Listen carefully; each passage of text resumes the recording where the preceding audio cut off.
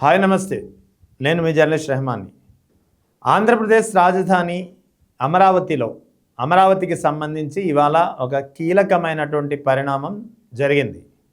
ఈ కీలకమైనటువంటి పరిణామం ఖచ్చితంగా కూటమి ప్రభుత్వానికి ఒక షాక్ అని చెప్పాల్సి ఉంటుంది. ఎందుకంటే అమరావతి పేరు చెప్పగానే, అమరావతి రైతుల పేరు చెప్పగానే కూటమి ప్రభుత్వానికి జై కొడతారని చెప్పి ఇప్పటి వరకు తరచూ అందరూ చెప్పే పరిస్థితి. కానీ ఇవాళ ఈ రైతులు, ఏ అమరావతి రైతులైతే 2024 ఎన్నికల్లో వైఎస్ జగన్కు వ్యతిరేకంగా ఓటేశారో, కూటమి ప్రభుత్వానికి ఓట్లేసి గెలిపించారో, ఆ రైతులకు ఇప్పుడు వైఎస్ జగన్ అవసరం వచ్చింది.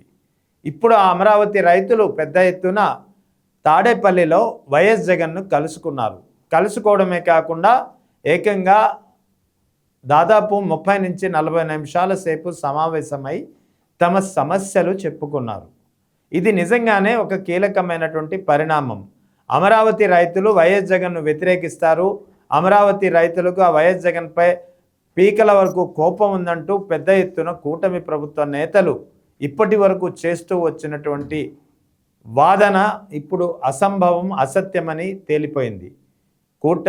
అమరావతి రైతులు స్వచ్ఛందంగా వైఎస్ జగన్ను తమ గోడు వెళ్ళబోసుకోవడానికి కలవడమే కాకుండా కూటమి ప్రభుత్వం తమపై ఎలాంటి దౌర్జన్యాలు చేస్తుంది, తమను ఏ విధంగా భయపెడుతోంది, తమ భూముల్ని ఏ విధంగా లాక్కోవాలని చూస్తోంది అనే విషయాల్ని ఒక్కొక్కటిగా ప్రస్తావించినటువంటి పరిస్థితి. ముఖ్యంగా అమరావతి రైతులు వైఎస్ జగన్ ఇవాళ కలుసుకుని, ముఖ్యంగా 2వ దశ ల్యాండ్ పోలింగ్కి ఏదైతే ప్రభుత్వం సంకల్పించిందో దీనికి సంబంధించి సిఆర్డీఏ ఇప్పటికే నోటిఫికేషన్ జారీ చేసింది. కానీ రైతుల నుంచి అయితే దీనిపై పెద్ద ఎత్తున ఒక అనాసక్తత కనిపిస్తుంది, ఆసక్తి కనపరచడం లేదు. 2వ దశ భూములు ఇచ్చేందుకు రైతులు ఎవరు ముందుకు రాని పరిస్థితి. సో అయితే ఈ క్రమంలో రైతులు వైఎస్ జగన్ను కలుసుకుని వారు చెప్పిన విషయాలు చాలా ఆసక్తికరంగా ఉన్నాయి. అందులో ముఖ్యంగా భూములు ఇవ్వనటువంటి రైతుల్ని కూటమి ప్రభుత్వం తీవ్రమైనటువంటి ఇబ్బందులకు గురి చేస్తోందనేది రైతులు చెబుతున్నటువంటి ఒక క్లియర్ కట్ మెసేజ్. ఇంకా రైతులు ఏం చెప్పారంటే వైఎస్ జగన్ తోటి, భూములు ఇవ్వని మాపై ప్రభుత్వం తీవ్రంగా ఇబ్బంది పెడుతోంది, భూసేకరణకు నోటిఫికేషన్లు ఇచ్చి దౌర్జన్యాలకు పాల్పడుతోంది, భూములు ఇవ్వని రైతుల పొలాల్లో దారుణాలకు పాల్పడుతున్నారంటే ఎవరైతే రైతులు భూములు ఇవ్వడానికి వ్యతిరేకత కనపరిచారో ఆ భూముల్లో ప్రభుత్వ పెద్దలు అంటే సిఆర్డీఏ పెద్దలు దౌర్జన్యాలు చేస్తోందనేది రైతుల నుంచి వస్తున్నటువంటి ఆరోపణ.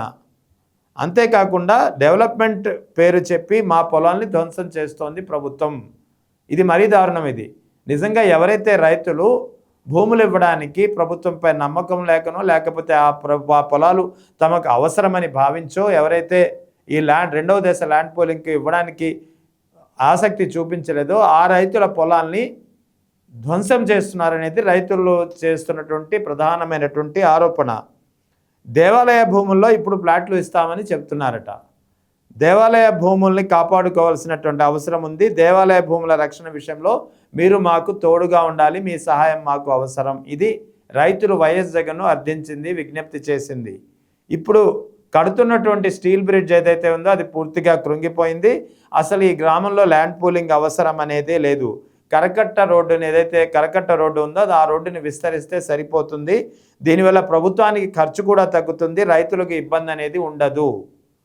ఉండవల్లికి సంబంధించి ఎన్విరాన్మెంట్ ఇంపాక్ట్ అసెస్మెంట్ కానీ లేదా సోషల్ ఇంపాక్ట్ అసెస్మెంట్ కానీ జరగలేదనేది రైతులు చెబుతున్నారు. బలవంతంగా భూములు లాక్కునే ప్రయత్నం చేస్తున్నారు. మా రైతులు ఎదుర్కొన్న సమస్యలపై మీరు తోడుగా ఉండాలి, మీ వాయిస్ మీరు గట్టిగా మా తరపున వినిపించాలి. ఇది అమరావతి రైతులు వైఎస్ జగన్ను కోరినటువంటి అంశాలు. నిజంగానే షాకింగ్ కదా. ఏ అమరావతి రైతులైతే వైఎస్ జగన్కు వ్యతిరేకంగా నిలిచారో, ఏ అమరావతి రైతులైతే వైఎస్ జగన్ 5 ఏళ్ల ప్రభుత్వ కాలంలో జగన్కు వ్యతిరేకంగా పోరాడారో, ఏ అమరావతి రైతులైతే 2024 ఎన్నికల్లో వైఎస్ జగన్కు వ్యతిరేకంగా కూటమి ప్రభుత్వానికి మద్దతుగా చంద్రబాబుకు ఓట్లేసి గెలిపించారో ఆ రైతులకు ఇప్పుడు వైఎస్ జగన్ను మొరపెట్టుకుంటున్నారు. కూటమి ప్రభుత్వం తమ భూముల్ని లాక్కుంటోంది, కూటమి ప్రభుత్వం తమ భూములపై దౌర్జన్యాలు చేస్తుంది, ల్యాండ్ పూలింగ్ భూములు ఇవ్వని రైతులకు వ్యతిరేకించినటువంటి రైతుల భూముల్లో దౌర్జన్యాలు చేస్తోంది. సోషల్ ఇంపాక్ట్ అసెస్మెంట్ కానీ ఎన్విరాన్మెంటల్ ఇంపాక్ట్ అసెస్మెంట్ కానీ జరపలేదు.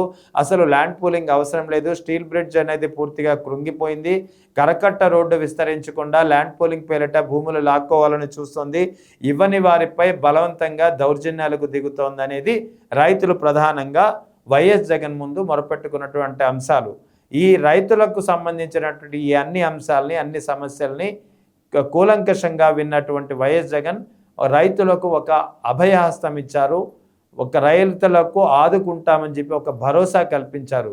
వైఎస్ జగన్ నుంచి వచ్చినటువంటి భరోసా అందిన తర్వాతే రైతులు అక్కడి నుంచి తిరిగి తమ నివాసాలకు వెళ్ళినటువంటి పరిస్థితి. అయితే వైఎస్ జగన్ కూడా చాలా స్పష్టమైనటువంటి హామీ ఇచ్చారు రైతులకు. పూర్తిగా మేము మీకు రక్షణగా ఉంటాము, పూర్తిగా మీ భూములకు రక్షణగా ఉంటాము, రైతుల అభిప్రాయానికి అనుగుణంగానే ముందుకు వెళ్తున్నాము. రైతులను బలవంతం పెట్టడం అనేది నిజంగానే మంచి పద్ధతి కాదు. రైతులకు అవసరమైనటువంటి సహాయ సహకారాలను ఎల్లప్పుడూ అందిస్తాము. రైతులను పెట్టే పని చేయాల్సి ఉంటుంది, కష్టపెట్టేలా చేయకూడదు. మొదట తీసుకున్నటువంటి అంటే తొలి దశలో తీసుకున్నటువంటి 33,000 ఎకరాలకి ఇప్పటికీ దిక్కు లేదు. ఇప్పుడు మళ్ళీ 50,000 ఎకరాలు అవసరం అంటున్నారు. అందుకే మేము ప్రత్యామ్నాయంగా మావిగన్ అంశాన్ని సూచించామంటూ రైతులకు, అదే రైతులకు, ఏ రైతులైతే తమ వద్ద మొరపెట్టుకోవడానికి అమరావతి రైతులు వచ్చారో ఆ రైతులకి కూడా వైఎస్ జగన్ చాలా క్లియర్ కట్గా మావిగన్ అంశాన్ని వారి ముందుకు తీసుకొచ్చారు. మేము మావిగన్ అంశాన్ని ప్రతిపాదించింది, తీసుకొచ్చింది కూడా అందుకే. రైతుల్ని కష్టపెట్టే ఆలోచన మాకు లేదు. రైతులు సంతోషంగా ఉండేలా ఉండాలి ఎప్పుడు. అదే మా ఆలోచన, అదే మా ధ్యేయం, అదే మా లక్ష్యం. అందుకే మావిగన్ అంశాన్ని తీసుకురావాల్సి వచ్చింది. ఎందుకంటే మావిగన్లో ఇప్పటికే ఒక ఎయిర్పోర్ట్ ఉంది, పోర్టులు ఉన్నాయి. పోర్టు కూడా దాదాపుగా మచిలీపట్నం పోర్టు పూర్తిగా వచ్చింది. రైల్వే స్టేషన్లు ఉన్నాయి. 110 కిలోమీటర్ల కారిడార్ ఉంది. దీన్ని కనుక, ఈ ప్రాంతాన్ని కనుక రాజధాని ప్రాంతంగా అభివృద్ధి డిక్లేర్ చేస్తే అందులో అమరావతి కూడా అభివృద్ధి చెందుతుంది. తర్వాత పెద్ద ఎత్తున రైతులు తమ పొలాల్ని నష్టపోవాల్సినటువంటి అవసరం లేదు. ముఖ్యంగా రెండవ దశ ల్యాండ్ పూలింగ్ అనేది అసలు అవసరమే లేదు. సో అందుకే మేము మావిగన్ అంశాన్ని సూచించిన పరిస్థితి. అందుకే మచిలీపట్నం పోర్టు ఉంది, రైల్వే స్టేషన్లు ఉన్నాయి. అందుకే మావిగన్ అంశాన్ని సూచించాము. భవిష్యత్తులో రాజధాని అనేది లేకుండా చేస్తుంది ఈ కూటమి ప్రభుత్వం. కూటమి ప్రభుత్వం చెబుతున్నటువంటి మొత్తం అమరావతి ప్రాంతాన్ని నిజంగానే అభివృద్ధి చేయాలంటే 2 లక్షల కోట్లు అవసరం. ఈ 2 లక్షల కోట్లు కూడా పూర్తిగా ఒకేసారి 2 లక్షల కోట్లు డంప్ చేస్తేనే అది వెంటనే కాస్తైనా నిర్మాణాలు పూర్తవుతాయి. లేకపోతే జీవితం అంతా అమరావతి నిర్మాణాలకే సరిపోతుంది. జీవితం అంతా అమరావతిలో రోడ్లు, డ్రైనేజీలు కట్టడానికే సరిపోతుంది. జీవితం అంతా అమరావతిలో నీళ్లు తోడడానికే సరిపోతుంది. జీవితం అంతా అమరావతిలో నీళ్లు ఏర్పాటు చేయడానికే కాలం సరిపోతుంది. జీవితం అంతా అమరావతిలో కరెంటు ఇవ్వడానికే, సరఫరా చేయడానికే సరిపోతుంది. 2 లక్షల కోట్లు ఎక్కడి నుంచి ఖర్చు పెడుతుంది? భారీగా దీనిపై పెద్ద ఎత్తున అవినీతి జరుగుతోంది. దీనిపై ఇప్పటికే పెద్ద ఎత్తున ఒక స్కామ్ అనేది కళ్ళ ముందు కనిపిస్తోంది.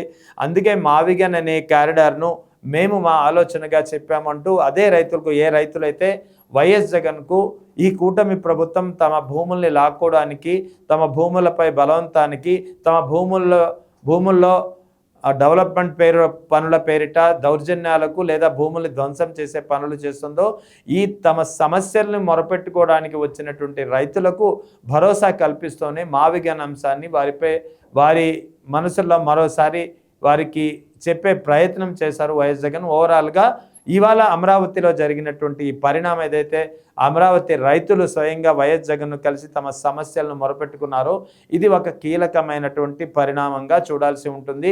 రానున్న రోజుల్లో అమరావతి ప్రాంత రైతులు వైఎస్ జగన్ వైపు మొగ్గు చూపనున్నారనేది ఇవాళ జరిగినటువంటి పరిణామం ద్వారా క్లియర్ కట్గా అర్థమవుతుంది.